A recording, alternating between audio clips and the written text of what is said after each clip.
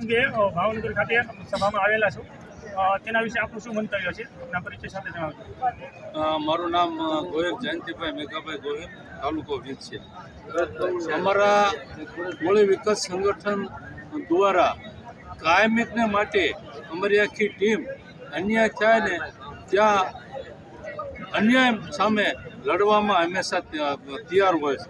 પણ જ્યારે નવનીતભાઈના જ્યારે સમાચાર મળ્યા કે નવનીતભાઈને ખૂબ મોટો અન્યાય કર્યો, 8 જણા એને લાકડીઓ દ્વારા જીવલેણ હુમલો કર્યો, એને મારવામાં આવ્યો, ત્યાર પછી અમારા સમાજ દ્વારા જે આગેવાનોએ લડત ચલાવી, ખૂબ સારી વાત છે કે આમાં દરેક પાર્ટીના અમારા સમાજના આગેવાનો ભેગા થયા. આજે અમને ખૂબ આનંદ થયો કે આ રીતે જો અમારા સમાજ ભેગા થાય તો આમાં કોઈ ખોટી રીતે કોઈ સમાજના છોકરાને અન્યાય ન થાય, એવી આમાંથી જાગૃતતા આવે એવું અમારું ખરેખર માનવું છે.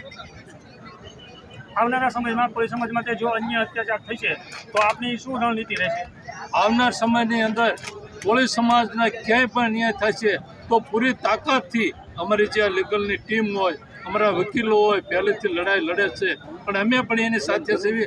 આખો સમાજ સાથે રહી ક્યાંય પણ અન્યાય નહીં થવા દેવી એવી અમારી લડત રહેશે.